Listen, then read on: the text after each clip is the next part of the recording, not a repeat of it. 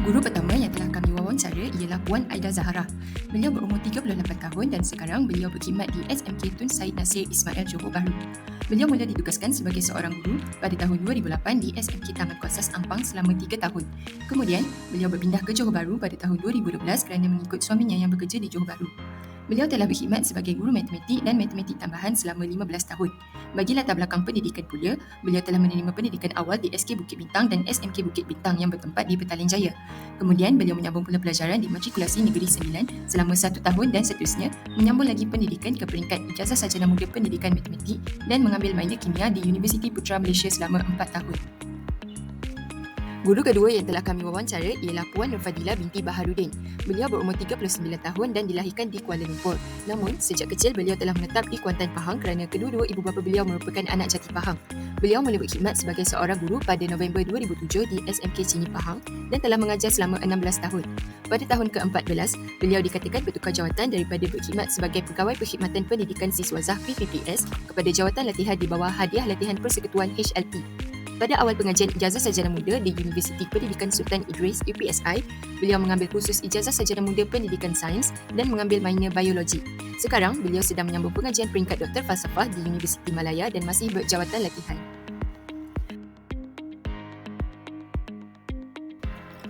Bagi persoalan ini, Cikgu Aida dan juga Cikgu Fadilah kedua-duanya sudah berkeluarga.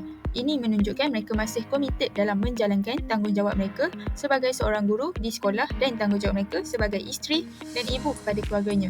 Daripada sini, mereka telah menunjukkan sikap yang profesional dalam bidang yang mereka ceburi walaupun sudah berkeluarga dengan tidak mencampur adukkan kerja atau masalah di sekolah dan di rumah. Bagi persoalan ini, Cikgu Aida dan juga Cikgu Fadilah kedua-duanya mempunyai ibu bapa yang menceburi bidang perguruan iaitu pencetus mereka berinspirasi menjadi seorang pendidik.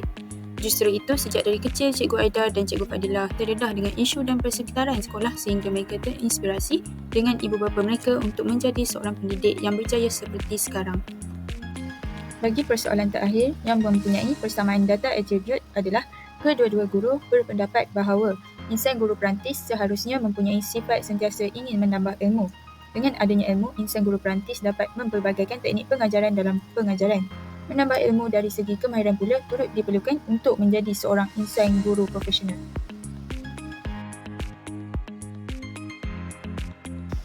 Bagi persoalan ini, menurut Cikgu Aida, beliau mengatakan ciri-ciri yang perlu ada pada insan guru profesional adalah niat yang jelas untuk menjadi seorang pendidik.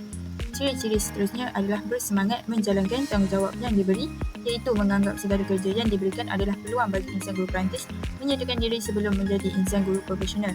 Ciri berikutnya adalah menjaga hubungan sesama rakan sekerja, seperti memberi kerjasama dengan guru-guru lain di sekolah jika diberikan kerja dalam pasukan. Akhir sekali, ciri yang disebutkan oleh Cikgu Aida adalah bertanggungjawab dan amanah dalam menjalankan tugas sebagai pendidik. Menurut Cikgu Fadilah pula, beliau mengatakan ciri-ciri yang perlu ada pada insan guru profesional adalah komited dalam menguasai pedagogi yang akan disampaikan kepada murid. Hal ini kerana insan guru perantis perlulah menguasai satu pelajaran sebelum menyampaikan pengajarannya kepada muridnya agar setanding untuk bergelar insan guru profesional. Ciri seterusnya adalah komunikasi. Komunikasi tidak perlu bercakap banyak tetapi berkemahiran dalam menyampaikan sesuatu sehingga terselahlah sikap profesional seorang guru. Akhir sekali, ciri insan guru profesional yang perlu ada pada insan guru perantis adalah berkemahiran. Contoh kemahiran yang perlu insan guru perantis mahirkan adalah kemahiran dalam konten. Contohnya, mengendalikan eksperimen. Seterusnya, bagi persoalan ini, Cikgu Aida mengatakan cabaran dalam bidang pendidikan beliau adalah kesusahan untuk akur dengan arahan Kementerian Pelajaran Malaysia. Langkahnya adalah para guru perlu beradaptasi dan berevolusi dengan pembaharuan atau gelombang KPM, iaitu menerima atau menambah ilmu sedia ada dengan ilmu yang baharu. Yang kedua adalah penggunaan telefon bimbit dalam kalangan murid. Seperti yang diketahui ramai, murid zaman sekarang ramai yang menggunakan peranti tersebut untuk kegunaan tersendiri, namun ada yang salah gunakannya sehingga menyebabkan mereka mengabaikan pelajaran. Disebabkan itu, guru perlulah tegas dan memberi nasihat berkaitan penggunaan telefon bimbit yang berlebihan akan memberi kesan buruk kepada mereka.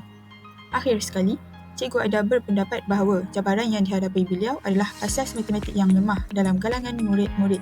Langkah dalam mengatasi cabaran ini adalah para guru perlu bersungguh-sungguh untuk mengulang kembali pengajaran dari awal. Menurut Cikgu Fadila pula, beliau mengatakan bahawa cabaran yang beliau hadapi dalam bidang pendidikan adalah cabaran dengan murid seperti cepat marah atau tertinggi suara. Oleh itu, langkahnya ialah para guru perlulah mengawal percakapan atau sikap jika murid melakukan kesalahan. Seterusnya adalah cabaran dengan tugas lain. Seperti yang semua sedia maklum, tugas seorang pendidik bukanlah mengajar murid di dalam kelas semata-mata, namun terdapat juga seperti program, sekolah dan sebagainya. Oleh itu, para guru perlulah berkomunikasi dengan baik kepada mereka yang memberikan tugasan melebihi kemampuan mereka. Akhir sekali adalah cabaran dengan keluarga kerana mereka terpaksa berhadapan dengan pelbagai tugasan di sekolah yang menyukarkan mereka untuk meluangkan masa dengan keluarga. Jadi, guru mestilah bijak membahagikan masa antara tugasan dan keluarga. Soalan terakhir yang mempunyai perbezaan atribut hasil daripada wawancara ialah Cikgu Aida mengatakan bahawa sikap yang insan guru perantis perlu ada antaranya adalah ikhlas, iaitu bersungguh-sungguh mengajar murid dengan sepenuh hati. Seterusnya adalah menguruskan masa dengan sebaiknya. Selain itu adalah berfikiran positif.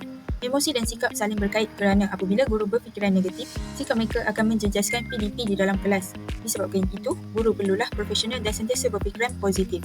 Akhir sekali adalah insan guru perantis perlu kreatif dalam mempelbagaikan teknik pengajaran. Manakala menurut Cikgu Fadila pula, beliau berpendapat bahawa insan guru perantis perlu meneroka dunia iaitu menyertai mana-mana program universiti.